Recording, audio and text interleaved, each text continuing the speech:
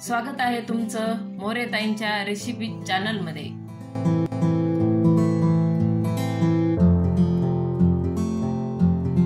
चला तर मग व्हिडिओमध्ये पुढे जाण्याआधी बेल आयकॉन दाबून चॅनलला सबस्क्राइब करा आणि सुरू करा मोरेताईंसोबत आजची ही चवदार रेसिपी बनवायला।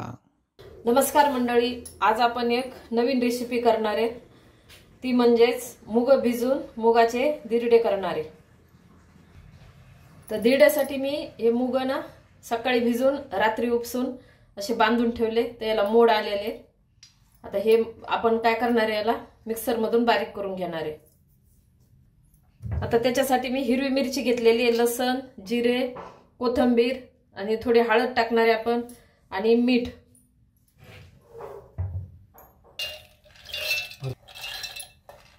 आता आपण मिक्सरच्या भांड्यात मूग टाकून घेऊ। मला बारीक करून घेते, हे असं बारीक करून घेतलंय, एकदम अशी चांगली पेस्ट करायची। आता काढून घेते, परत राहिलेलं अजून बारीक करून घेते।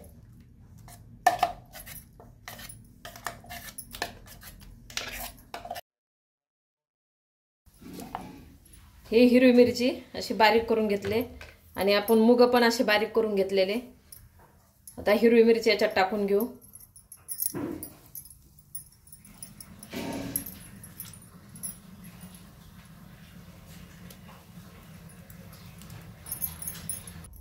आता आपण तिखट टाकून घेतलंय, आता ही कोथिंबीर बारीक करून घेतली ती टाकू।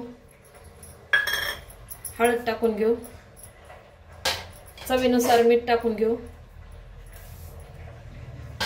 आता याला मिक्स करून घेऊ।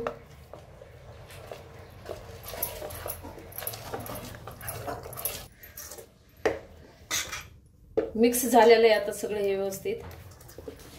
आता आपण गॅसवर तवा ठेवलाय गरम करायला। आता आपण करायला सुरुवात करू। तवा गरम झालेला आहे, आता आपण हे मुगाचं याच्यामध्ये मिश्रण टाकून घेऊ। तर किती छोटा लहान छोटा मोठा त्याप्रमाणे तुम्ही याच्यामध्ये टाकून घ्यायचं तव्यावर, आणि त्याला असं सगळीकडून असं पसरून घ्यायचं, पातळ करायचा। हाताने पण चालतंय, हे असं हाताने पण व्यवस्थित बारीक एकदम पातळ होतंय। आणि पोळत असेल तर वाटीनं, एकदम चापट वाटी असते का त्या वाटीनं असं डोसा आपण करतो का, त्याला डोसा पण म्हणू शकता तुम्ही। हे असं बारीक एकदम करून घ्यायचं, गोल आकार पण छान गोल येतोय। तव्याला आपण आधी तेल लावलं होतं थोडंसं, आता वरून पण आपण सोडणार आहे। असं तेल सोडून घ्यायचं, थोडं वरतून पण थोडंसं असं टाकून घ्यायचं। चांगलं खरपूस होईपर्यंत आपण भाजून घेऊ। आता आपण हे डोशाला किंवा धिरड्याला उलटून घेऊ।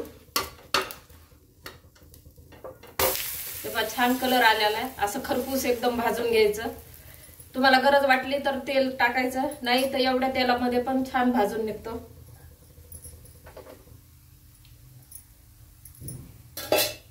तेल एकदम कमी लागतं याला, आणि पौष्टिक आहे हा डोसा म्हणा तुम्ही किंवा धिरडं म्हणा, कोणतंही काही म्हणलं तरी चालतंय। खायला पण चविष्ट एकदम लागते, लहान मुलांना एकदम पौष्टिक आहे। एकदा नक्की अशा पद्धतीने करून बघा, आणि कसे झाले ते मला कमेंट मध्ये कळवा। आता खालच्या साईडनं पण बघू आपण।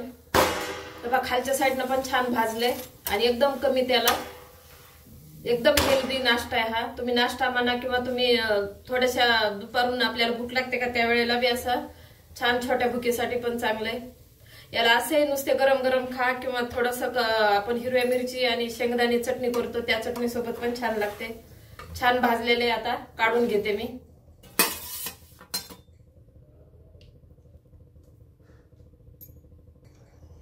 आता अशा प्रकारे मी ना राहिलेले धिरडे आपले करून घेते।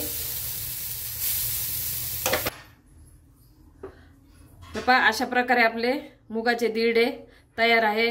तर तुम्ही म्हणता ना, आता हे कशा बरोबर खायचे, वल्ली चटणी, शेंगदाण्याची चटणी, आणि नुसते खाल्ले तरी चालते, मुलांच्या डब्याला द्यायचे। छान झालेले आता अशा प्रकारे मुगाचे दिरडे तयार आहे। एकदा नक्की ट्राय करा आणि कमेंटमध्ये कळवा। तुम्हाला हा व्हिडिओ आवडला असेल तर लाईक करा आणि अशाच प्रकारच्या चवदार आणि चमचमीत रेसिपीसाठी सबस्क्राइब करा आणि कमेंटमध्ये कळवा तुम्हाला कोणत्या रेसिपीज बघायला आवडतील।